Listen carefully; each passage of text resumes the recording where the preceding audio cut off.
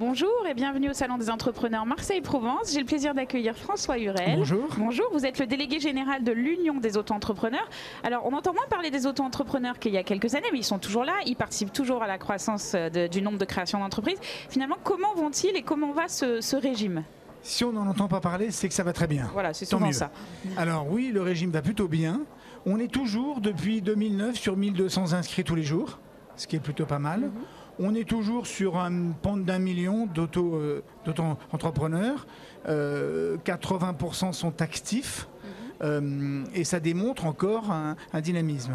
Comme je dis toujours, la France en est encore sous le pied. Le chiffre d'affaires cumulé, c'est à peu près 5-6 milliards.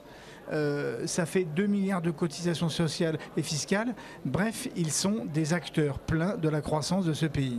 Alors, vous savez, c'est ce qu'on cherche. Côté création, ça marche, mais après, comment on peut les aider, les accompagner pour les aider à se développer? Parce qu'on dit souvent, bah oui, ok, ils font leur petit chiffre d'affaires dans leur coin, mais finalement, ça ne va pas plus loin. Alors, dans le cadre de l'UAE, nous avons un partenariat nouveau que nous lançons aujourd'hui. Avec Sage, nous avons monté une offre gratuite qui va leur permettre d'être accompagnés à la fois en comptabilité, à la fois pour développer un site web, à la fois pour avoir un interlocuteur nuit et jour, hotline pour répondre à toutes leurs questions techniques. Bref, on essaye de leur donner tous les moyens pour que non seulement ils se créent facilement, mais qu'ils réussissent davantage et qu'ils puissent passer les étapes.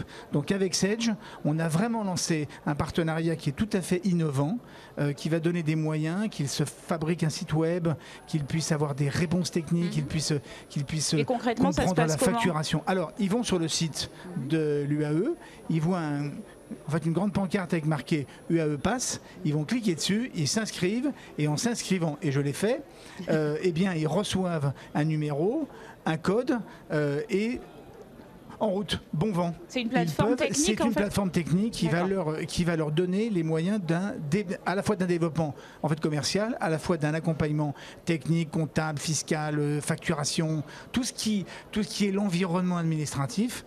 Et on espère que ça va marcher très vite et très fort. En tout cas, on l'a présenté il y a quelques minutes et ça a un intérêt colossal. Donc on a vu des yeux s'ouvrir, donc tant mieux, ça prouve que c'était le bon chemin. Et juste pour terminer, comment vous imaginez l'auto-entrepreneur de demain? Comment ça va évoluer tout ça? C'est quoi les prochaines étapes? Alors je pense qu'il y a une étape qui est formidable et qu'on risque de passer prochainement. Je ne sais pas si vous avez noté, mais aujourd'hui, tous les politiques tournent autour de ce qu'on appellerait le contrat d'activité. Essayer que, à côté du contrat de travail, qui est finalement qui est un lien de subordination, il y a un contrat d'activité qui a lui aussi un lien de subordination. Il est plus économique, mais c'est un lien de subordination. Et moi, je vais essayer de promouvoir une idée très simple. Elle est simplissime, mais c'est qu'il n'y a pas de raison que les auto-entrepreneurs, que les travailleurs indépendants ne bénéficient pas des mêmes protections sociales que les salariés. Alors en réalité, que faut-il faire? Aujourd'hui, s'agissant de la problématique de la maladie maternité, les régimes fonctionnent de façon équivalente. En ce qui concerne la retraite, il va peut-être falloir qu'on fasse un petit effort pour que les auto-entrepreneurs, pour que les travailleurs indépendants bénéficient d'un régime équivalent, à la fois dans la cotisation, à la fois dans la prestation. Très bien. Puis il y a un grand point d'interrogation, qui est celui de la perte subie d'activité. La perte subie d'emploi, on sait faire. Ça s'appelle effectivement le chômage et l'assurance chômage. Moi, je veux créer une perte subie d'activité.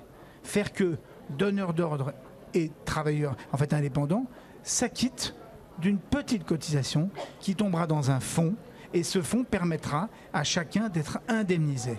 Ça sera géré paritairement par les partenaires sociaux, en tout cas les entrepreneurs entre eux, puisque ce sont à la fois des entrepreneurs et des auto-entrepreneurs. Et je pense que là, on va mettre petit à petit sur un pied d'égalité pour les Français le choix entre un contrat de travail auquel ils aspirent tous, mais auquel ils ne parviennent que très peu nombreux, parce que c'est difficile, et un contrat d'activité qui va leur donner les mêmes droits sociaux, les mêmes niveaux de prestations. La protection sociale, il n'y a aucune raison que dans ce pays, elle soit différente, que l'on ait un contrat d'activité ou que l'on ait un contrat de travail. On vous souhaite d'être entendu. Merci beaucoup. Merci.